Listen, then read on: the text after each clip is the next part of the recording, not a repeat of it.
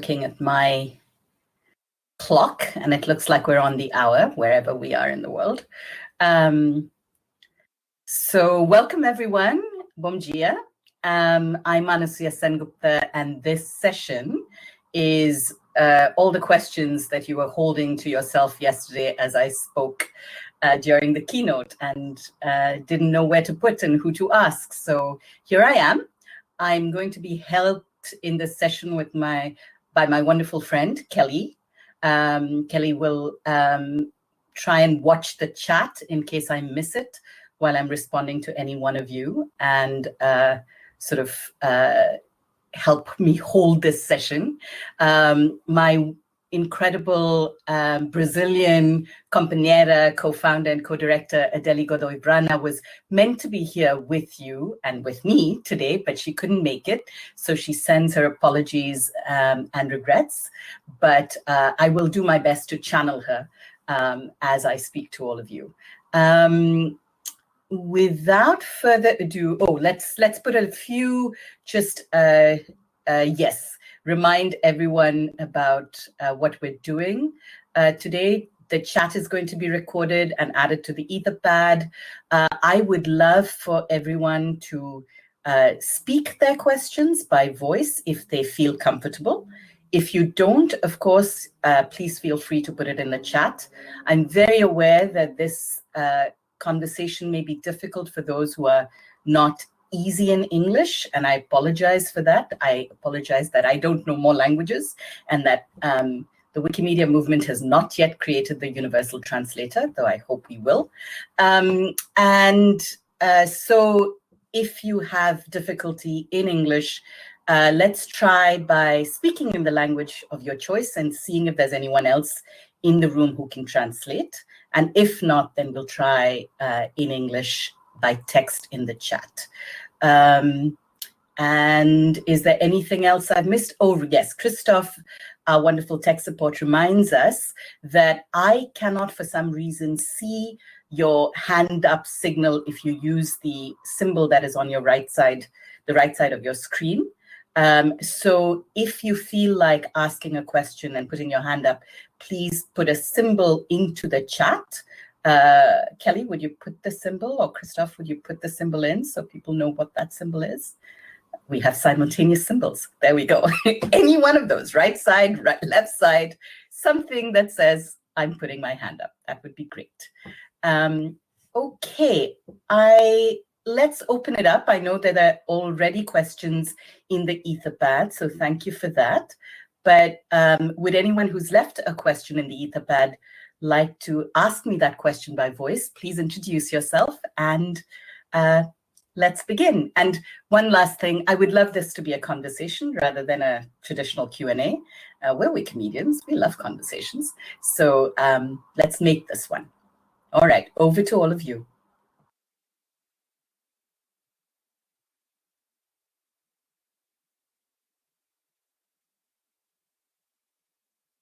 Amanda. Hello, dear. How are you? I wrote it on the Etherpad, so I'm going to read it. So my question is about practical steps for us to do. And I was wondering how we can start thinking about inserting different epistemologies in Wikidata without having to put down all the infrastructure. I mean, it was built upon a specific epistemology, mainly influenced by the Illuministic way of thinking science as being rational, logic, etc. So how can we do little steps to insert other epistemologies in this infrastructure that was already built upon a probably incongruous epistemology? That's such a good question, and I want to sort of offer a few thoughts and then sort of send it back to you and others in this conversation who I know have been thinking about this for a very long time.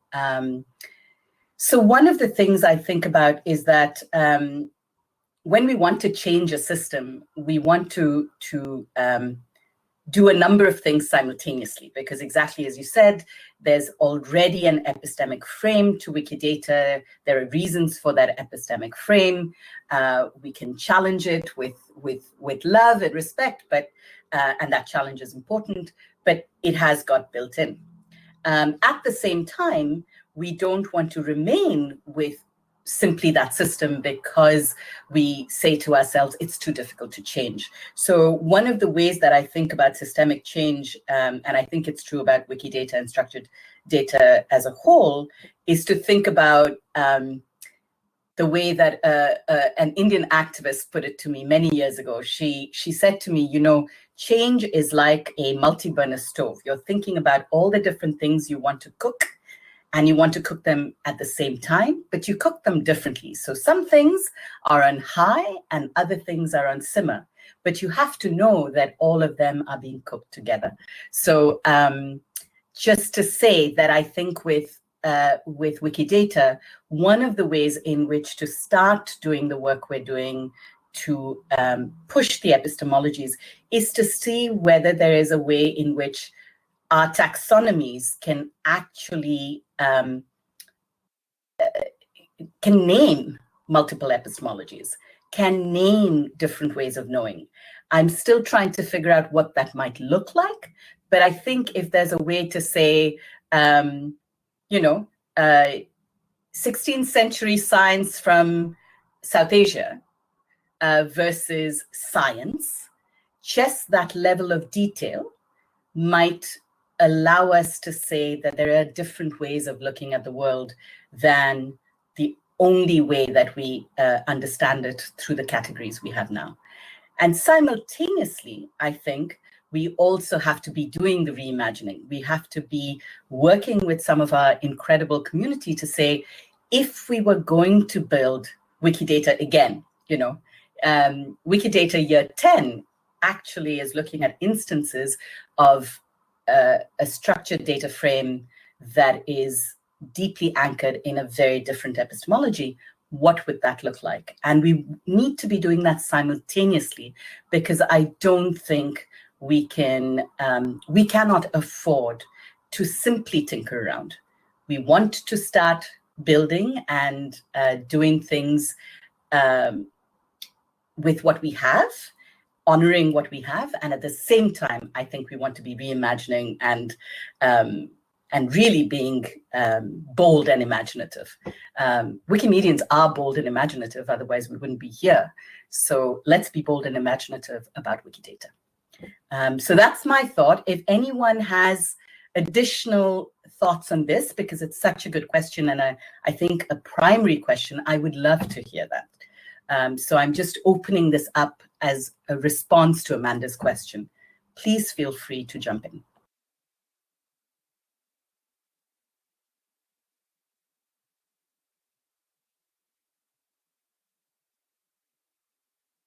And Kelly reminds us in the chat that for those who want to speak by voice, you're going to have to refresh and choose your microphone. All right. Bismillah, hello. Hello. How are you? So I was having a session about languages already in room 2, and I just jump in here. So thank you for having this. I have attended the meeting last week, I think, and it was good as far as I know. Well, my point, I think that when talking about decolonizing structured data, and particularly Wikidata, we mainly think about the community thing. We don't think about the technical thing, where there are many technical sides about that. We have to think about data models. We have to think about logical constraints. We have to think about classes and how classes across languages can mean different things. We have to think about, for example, the heuristics. So these are all important things. And I don't know how we can do that. So what I ask for is that, what is the vision of the people at Whose Knowledge and the Wikidata community in general regarding this? It's a great question, Husamidin, and I think it's connected to Amanda's question, right? Because we already have a sort of technical infrastructure that has certain classes and a certain ontology built in. How do we work with that and at the same time recognize that it doesn't express many of the ways that we know and are in the world, right? And part of what I think there are folks who are working in other areas of machine learning and algorithmic systems have taught me, and I am really finding very exciting, is the notion that we can have a form of semi-structured and structured data that is not dependent on one big taxonomy, right? One universal ontology. The very fact that we are dependent on one universal ontology leads to the technical infrastructure that we have. It's not the other way around, right? Our technical infrastructure follows our imagination. The way that we think about the way we want to express knowledge leads to a certain technical infrastructure, right?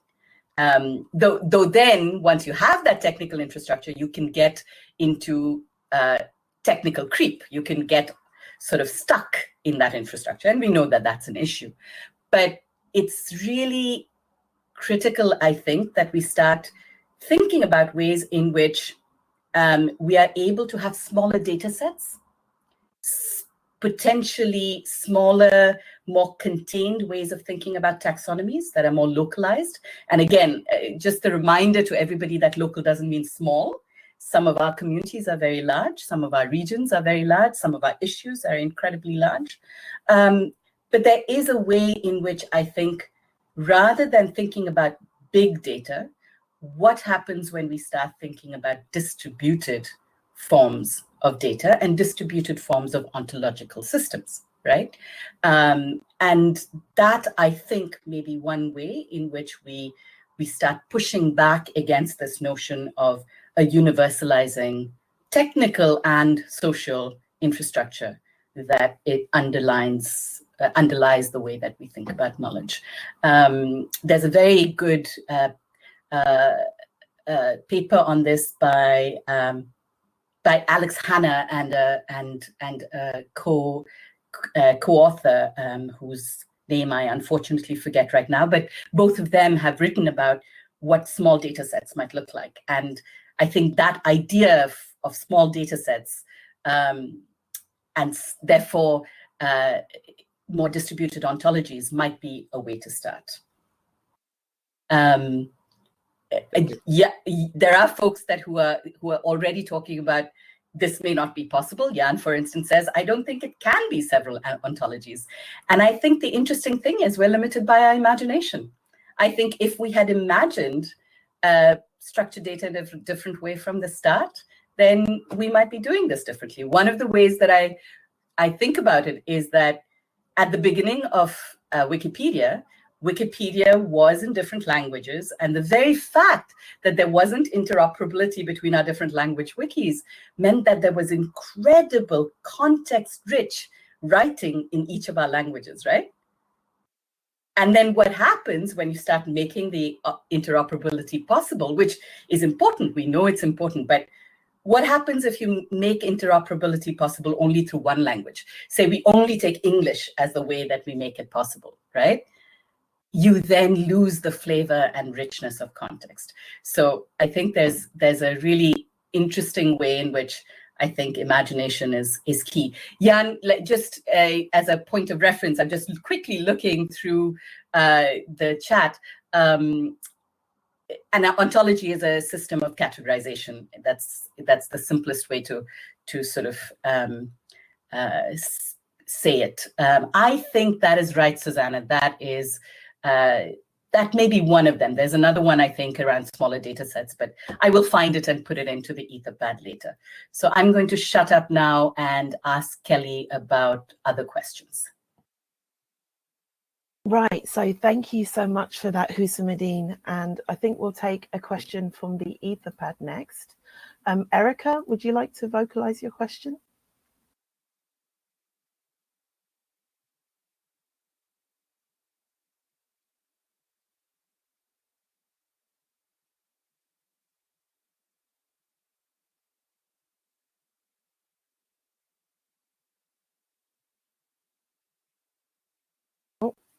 Well, I think Erica may have popped out, so I'll read Erica's question. Knowledge equity is one of the main goals to be reached through the Wikimedia Movement Strategy 2030. What might the concept of knowledge justice, or why might the concept of knowledge justice be more interesting to the Wikimedia movement than knowledge equity? That's another great and totally easy question to answer. Erica was having mic issues. Erica, do you want to add to that question, or are you fine with my responding?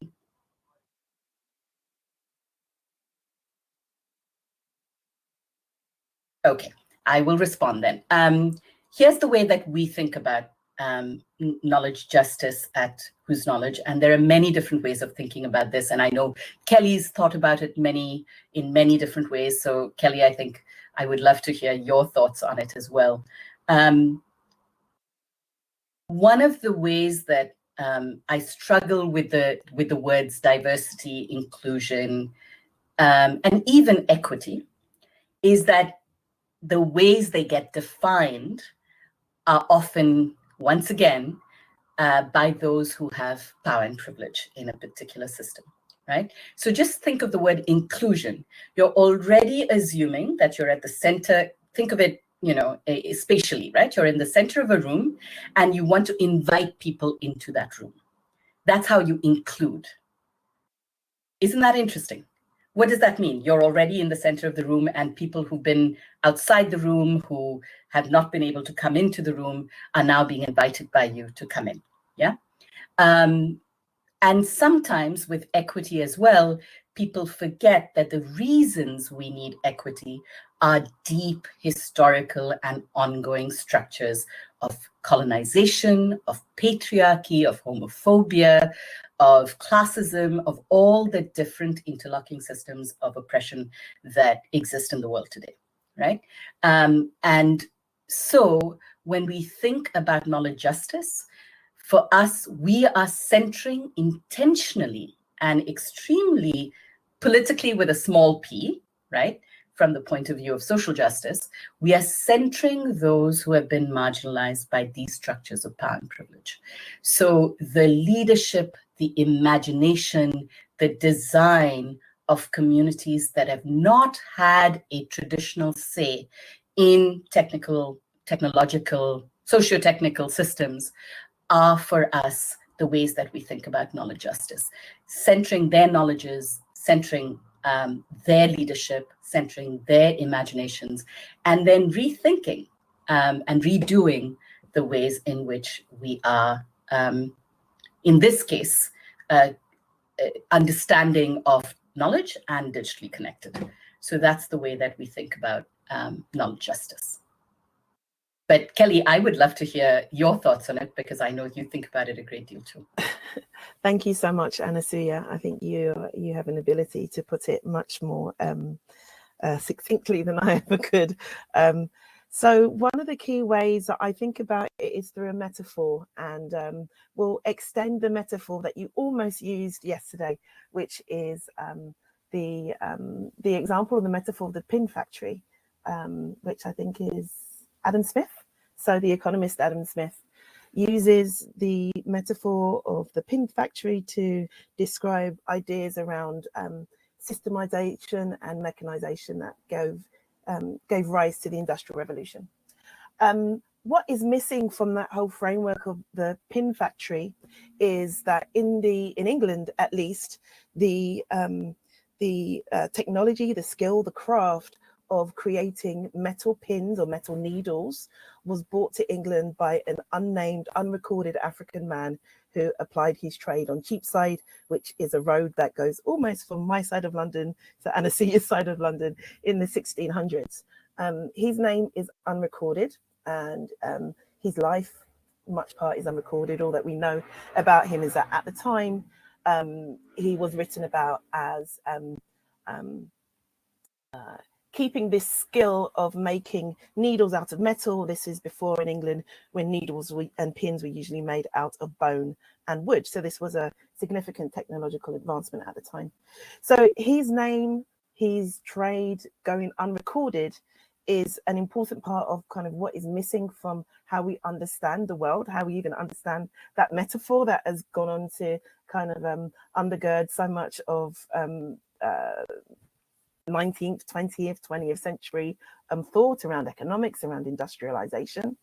And so if we expand the idea and we think about why is his name unrecorded, why don't we know that much about him? Why is this tradesman,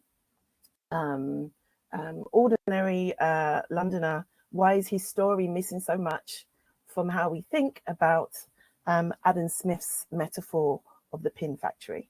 For me, knowledge justice is a reminder, and that again, that language of justice as opposed to equity. We're reminded by Audre Lorde that justice is also a place of struggle, or language rather, is also a place of struggle. How do we identify ourselves, and both how do other people identify us?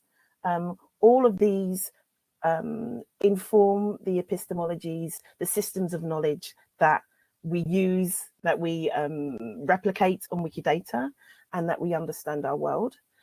And one of the things I quite often think about around decolonization, and hopefully this is something that will be of useful to everybody listening, is that to decolonize means to build a world in which many different worlds can be true, in which many different worlds can exist, going from the idea that everybody has a universal experience to an idea that there is space for different types of experience, different types of systems of knowledge to exist together. I think that's beautifully put, Kelly, and I think that's exactly right. I think there is a key element to move from in some ways the hegemony of universality, which is part of what we're talking about in the ontological systems of Wikidata, to the plurality of ontologies.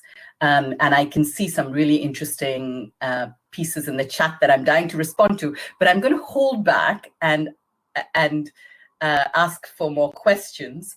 But I do hope that we will get to a point where we can respond to this very interesting conversation between Joao, Jan, and Jane. And Susanna. If we go back to the Etherpad, and hopefully some of that conversation will manifest itself onto our airwaves.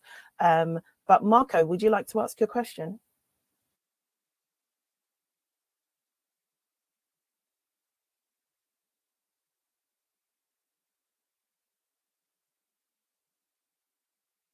Okay, so Marco says they're not on audio.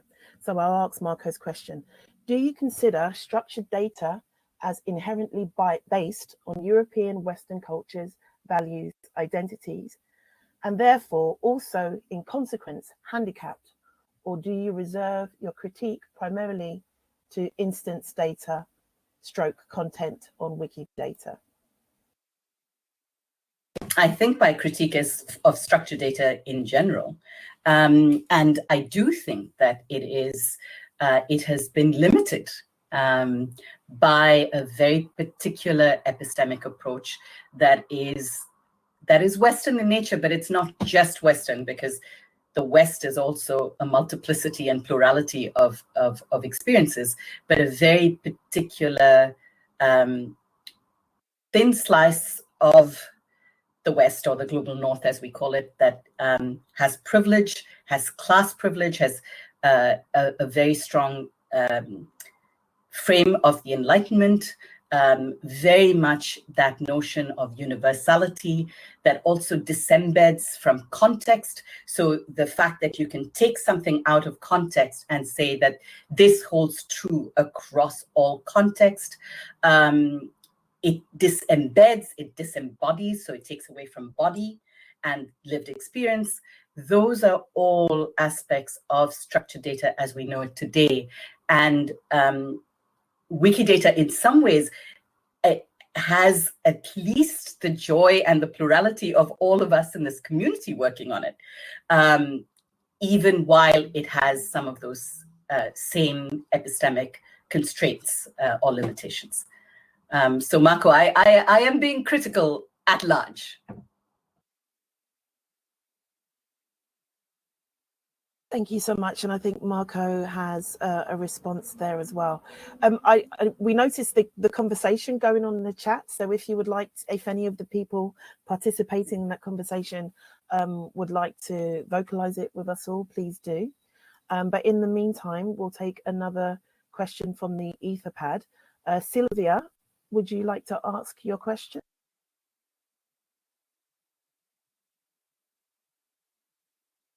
Sylvia doesn't have any audio, so I shall ask it. Hopefully I'll do it justice, Sylvia. Sylvia says, there are detractors of decolonial thinking for being unproductive in the sense that many times the sphere that intellectualizes coloniality is happy to point out the structures but seldom confront them. Do you see any contradictions? Better said, in what way do you think the decolonizing movement in Wikimedia is challenging the structures of power, internet access, written culture, technology access, epistemological bias? Moreover, if Wikidata can be used by institutions like ICE that systematically empower those colonial powers, will our intentions to decolonize Wikidata be fruitful?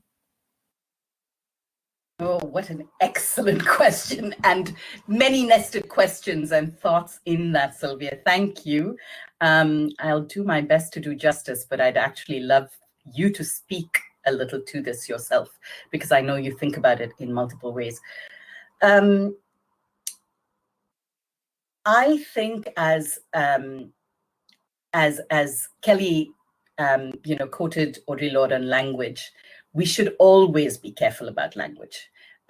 We should always recognize the power that language has and recognize that language on its own doesn't do the work, right? It is important to use language in a very particular way. So just as an example, the reason some of us use decolonizing, and I use it as an ongoing active verb because I don't think that it is a verb with any arrival. I think this is an ongoing process, is to remind us of transgenerational historical structures of power and privilege that have had very significant material, cognitive, and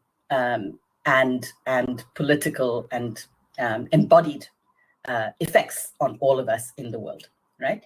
And at the same time, if we don't have an analysis that is rooted in multiple systems of power, of hegemonic power in different ways, in different contexts, then I think we are left with just words and no practice. So one of the words that we use very often, and I think I said this yesterday, is practice. And the reason that is so is because practice for me is where you get honesty. No matter what we say, how does it affect the way we do? And its effects on ourselves and each other, right, relationally. So just as an example, if I look at myself, I can, in a very simplistic way, talk about decolonizing as an Indian. I can talk about it in terms of, the fact that I can talk about patriarchy. I can talk about the fact that I'm very rarely one of the few brown women in conversations like this in, say, Silicon Valley. And yet, if I look at the context of India, I have power as a so-called upper caste Savarna woman. Power is dynamic, and without recognizing that, without knowing how we practice the ways we dismantle systems of oppression, I think then I think we're not being honest enough, and we're not doing enough. So that's the first half of your question, which is that I think honesty lies in practice and in recognizing that power is dynamic and contextual and is an interlocking of multiple systems of oppression. Decolonizing is one very significant one that I think we have underestimated in our cognitive and epistemic and embodied lives. But of course, I mean, you can't disentangle it from patriarchy, from casteism, from classism, from homophobia. These all sort of interlock, as we know, in different ways. Now, from the point of view of Wikidata itself and our community, I think, again, I would like to see us move in practice and therefore ask ourselves really tough questions about use and abuse. So as you said, if we're thinking about something like where is Wikidata used, and we find that oppressive governments across the world are using Wikidata in very particular ways, I would like to imagine that our community has the ethical and justice-oriented framework to ask ourselves, what are the limits of this work? How do we, is there a way in which open is not open enough if it is not safe for the very communities that we want to support in the world, those very communities that have been undergoing historical and ongoing oppression? So for me, that is a question. I think it's an excellent question. And it's the kind of question that we have to keep asking ourselves. I don't think there's an easy answer, because easy answers mean that we're not asking the right questions. So thank you again for that wonderful question. Yes, absolutely. Thank you, Sylvia. And I'll add to that a personal struggle that I have very often in thinking around decolonization is when so much of the world is still in anti-colonial struggle. What does it mean to decolonize when so much of the world is still fighting for survival and fighting for self-actualization in that anti-colonial struggle? And also the recognition that there is also not a universal way to decolonize. The contexts of coloniality differ hugely, or significantly, I should say, rather than hugely, depending on the systems of colonization and empire that were practiced in different parts of the world during different periods. And those all speak to how complex it is to disentangle or even to address and confront these systems of coloniality. I think disentanglement sometimes isn't possible, but just that confrontation and thinking and reimagining more liberatory ways forward, I think are very important things. So we'll go for another question from the Etherpad. And again, I'll remind people in the chat, if you want to ask a question, just put your hand up and I'll see that it's a question, or you can turn your mic on and ask the question out loud. So the next question from the Etherpad. Wikidata is only impacting the world if it is actually used by popular products and services. If your suggestion for more knowledge equity is making Wikidata's data more complex, the over-complexity of the ontology is already harming reuse. This might make it fairer, but even less usable and useful to the point that it is not widely used anymore. I would count this as a loss for knowledge equity. So I am not sure this is the way to go. Is that an anonymous question? That is an anonymous question. I find that fascinating. Thank you for that question, and thank you for asking it. I'm sure that that's the thought bubble many Wikidata folks might have, and you had the courage to ask it, even if not by voice and identity. Here's how I think of it. The very fact that we think of use of Wikidata and the way we think about use as the use of a particular, again, universalizing, hegemonic way in which the internet functions today, which is primarily by big tech, and then some of us who are a little more privileged who can work on smaller and more distributed systems, itself means that we are not we are not actually catering to the majority of the world. So I think what is really interesting here is how do we shift our thinking where use is about whose use and whose data and what form of use, rather than use as we are assuming in this case, which is used by Silicon Valley, right? Primarily, let's be honest, that's what we say. And in that case, Silicon Valley's use of Wikidata and structured data at large is essentially, once again, coming back to their vision for what is global, which is a very particular version of the world. As I said, I think to someone the other day, the only local that Silicon Valley actually understands is Palo Alto and Menlo Park. They don't understand any other kind of local. When we're talking about, for instance, Facebook papers, Indian researchers for years now in English have been talking about the same issues over and over again and not been heard. And the reason is because India is Facebook's largest market. So if profit is your only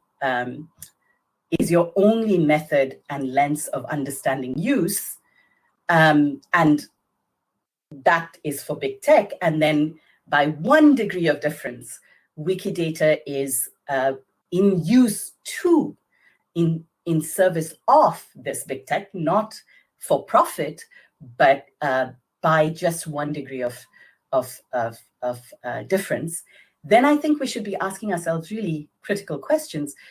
Who is this open knowledge project for? Who are we serving?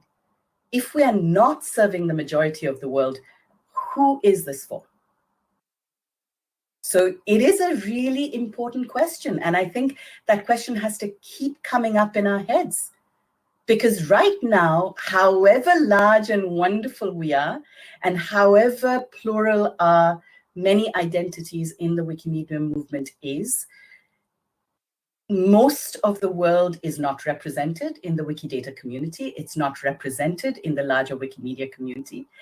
And really, our ways of expressing and knowing the world is not. So there is a very interesting way in which we'll have to shift our perspective and say, hang on a sec, if I start with believing Joao and Kelly and Anasuya and half of the people in this room by saying they love the Wikimedia movement, they love our projects, and yet the projects do not feel like theirs, and the projects do not express their worlds, which are actually the majority of the world by population, then where are we going wrong, right? And that, I think, is the question to ask. Again, a question of power and who sees what. Thank you so much. So we've got 4 more questions and around 15 minutes. So Peter, Frederic, Phoebe, Z, Blaise, if you would like to put your microphones on and ask the questions out loud, please do that. Otherwise, I'll take them in order. I think Peter has turned his microphone on. Hello, can you hear me? We had a wonderful session this morning with Lydia and others about how much work needs to be done on Wikidata. And one of the things that impresses me is how much this community has created new technology which supports the current ideas in Wikidata, albeit, you know, all of these problems we have. I mean, Anasuya has been a light for me in highlighting the colonial nature of our discourse. But nonetheless, Wikidata is far more, and Wikimedia are far more attuned to this than, let us say, current academic ontological tools and things of that sort. So I actually see Wikidata as ahead of the academic world here. But these are difficult areas, and it's difficult to build a top-down ontology system that is actually robust and self-consistent. And the web actually arose because it turned out to be impossible.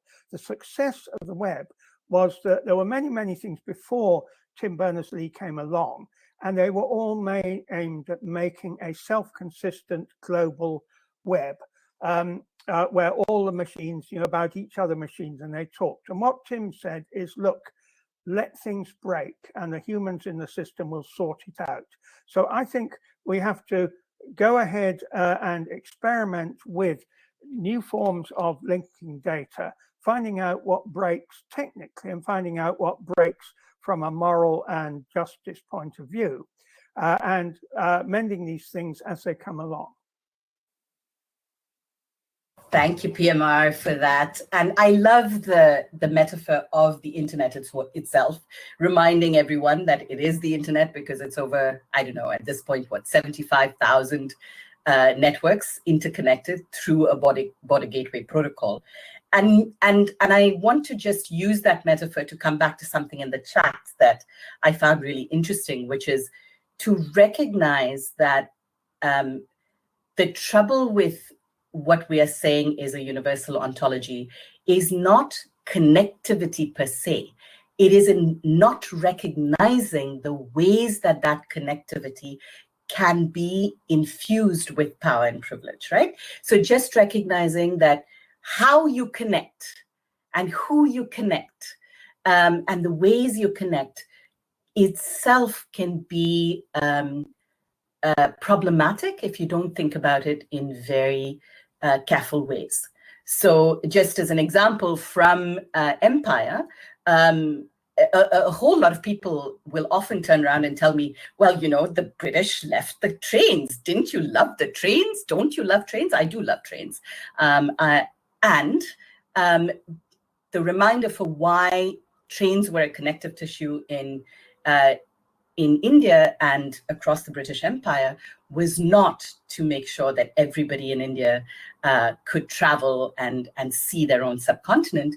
It was to make sure that soldiers were being transported quickly enough to quell local mutinies and revolts, right? So just a reminder that connectivity as we think of it is not disembedded from politics. There is politics.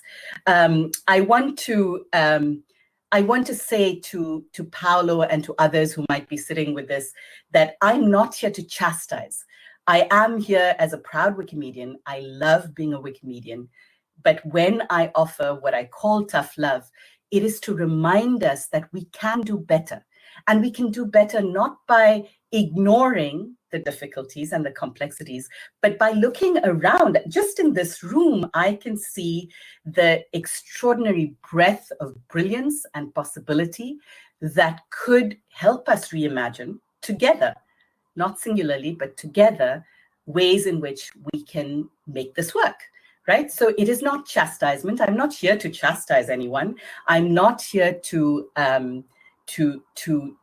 deny anyone the sense of pleasure and joy that they get from being Wikimedians, because I get it. I am here to say, though, that if we want to continue to be relevant and relevant in ways that we actually see as critical, then there are ways in which we should be thinking about why we are not as relevant to the majority of the world as we think we are. What are the different constraints around that relevance? And that's to Jane's problem as well, and question, right? We don't have local curators because there may be some very severe constraints around the ways people join up our projects. There may be issues of resources, but there are also epistemic and cognitive limitations in the ways that they see how we have laid out knowledge. And so I think recognizing it, I'm asking us to recognize and acknowledge it, and then be able to begin to reimagine it. So exactly, to go back to the internet, how do we create our version of a really interesting, pluralistic, richly textured border gateway protocol for structured data? Thank you so much, Anasuya. And on Peter's earlier point of trying things out, I think what is so inspiring about this track is that there are lots of examples of projects and people who are trying out new ways of data modeling, who are running projects that is using Wikidata in ways in which the community may not necessarily think is legitimate. And hopefully you're all sticking around for the rest of this track to hear some of those examples.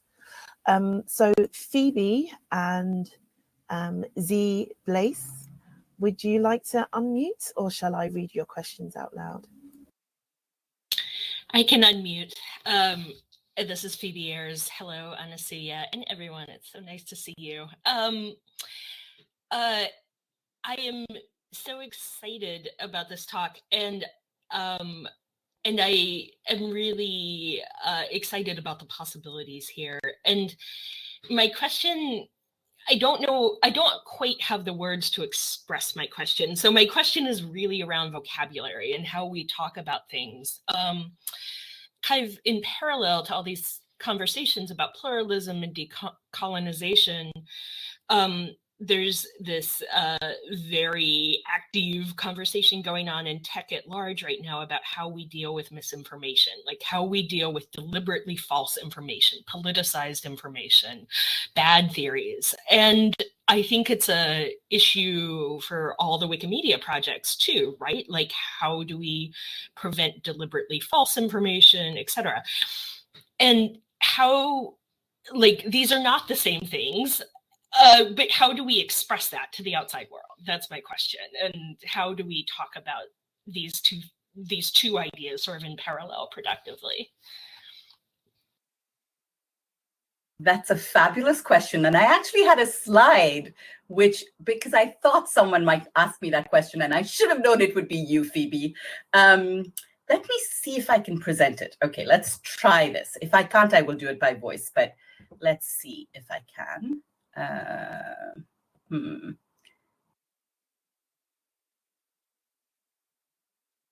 Okay, can I share this?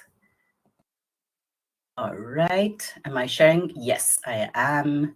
And let's see this. Can everyone see this? Kelly, you'll have to tell me by voice, I guess. It looks wonderful. Okay, thank you. The art is not mine. It is my beautiful compañera, Claudia's. But Phoebe, one of the ways in which I think about what you're asking and how critical the Wikimedia movement is right now to truth-telling and fact-checking and pushing back against literally this notion that reality can be made up in multiple ways, is that I think about it on a spectrum of power and knowledge.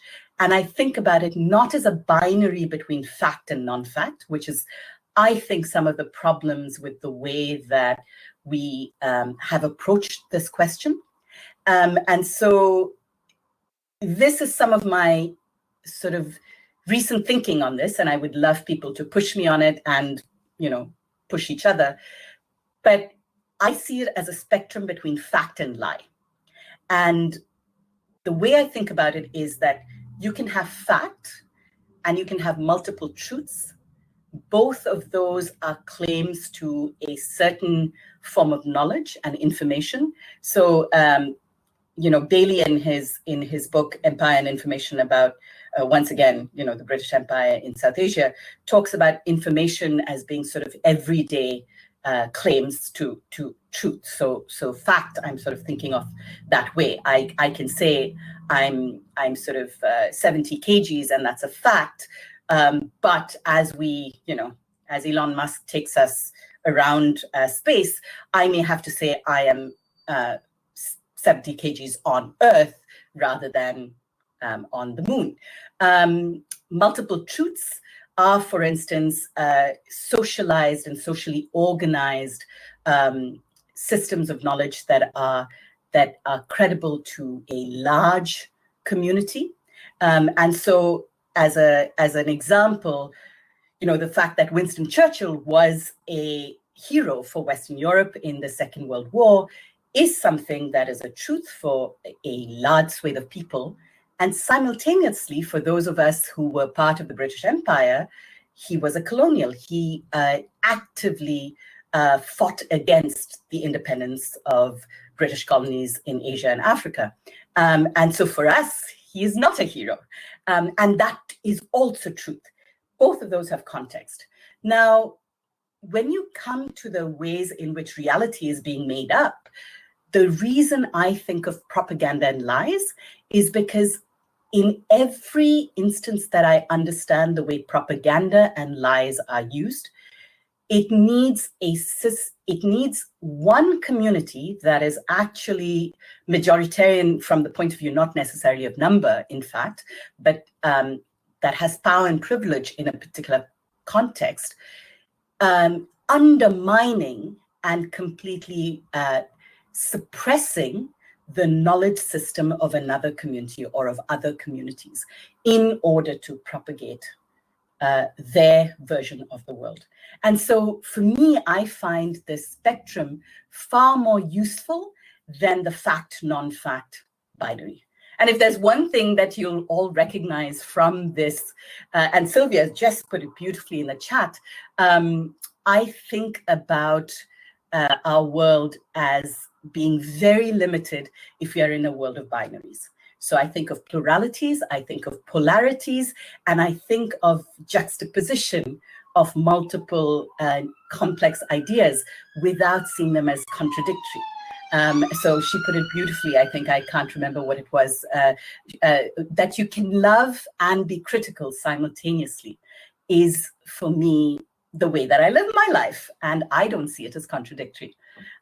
So I hope that helps, Phoebe, but that's just starting ways in which to think about this, and I would love us to be expanding on this further.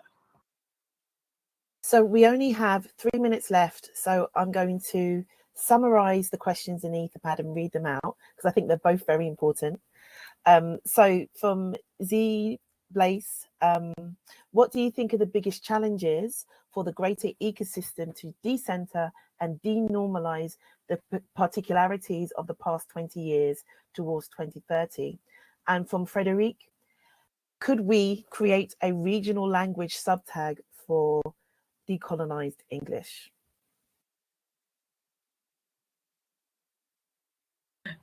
I love that. I'll take the last.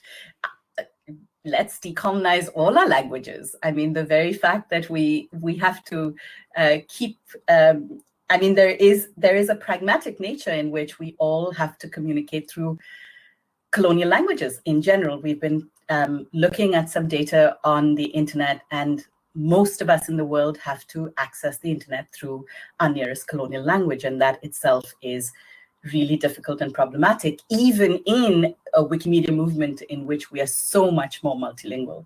So I love the idea. I'd love to hear how you think of it, and what are the ways you'll tag it. In terms of the second or the first question, for, oh my goodness, it's such a, it's the question, right? What are the biggest challenges for me? Actually start with really this conversation we've been having. If we can start with, in good faith, as Wikimedians, believing those of us who, as Wikimedians, with tough love, say that our projects need reimagining and need redesigning from the margins, then I think we will actually be able to get to the rest of the challenges. But without recognizing the power that is inherent in this work, even in the most noble ways of a collaboratively edited, shared, open set of knowledge projects, without recognizing the different forms of power and privilege inherent in what we do, I think we will lose community, we will not bring anyone new in, and we will lose really significant relevance. So forget the ethical reasons if you find those difficult. From simple strategic reasons, we need to start with that understanding. Thank you so much. And if we can close with one of Leah's questions, how can we continue this discussion and make sure that it's brought to a broader audience of Wikidata community?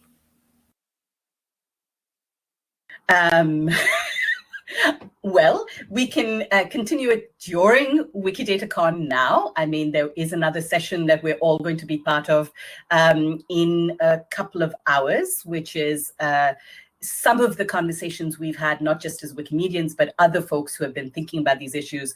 And we want to sort of bring some of their ideas to that session, which is, I think, called Decolonizing Structured Data. That was a conversation that Wikimovimento Brasil, as well as Wikimedia Deutschland, as well as Whose Knowledge, co-hosted. So please come to that session. And in the couple of hours between, if everyone can think of the ways that they would like to continue this conversation, I would love to know. I'll show up. But I just love that people recognize that we want to continue the conversation, and we can all think of different ways in which to keep the conversation going in different spaces. And thank you, Leah. Yes, in 2 hours in this room.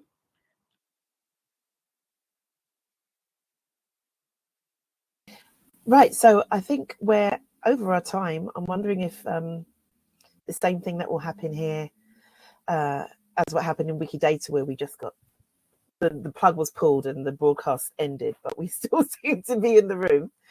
So thank you so much. Thank you so much, Anasuya. Thank you to everybody who asked questions and everyone who was participating in the conversation. Do check the schedule. There's some really exciting sessions happening this afternoon. I'm presenting a session that is looking at how Wikidata deals with racialized chattel slavery and freedom. I know there are some sessions thinking about indigenous data, and as Frederic mentioned, this issue of language, the problem of language, as a Caribbean author, George Lamming, speaks about, which is very important. So yes, so do stick around later into the night as we continue to meet these challenges. And thanks again, Anasuya.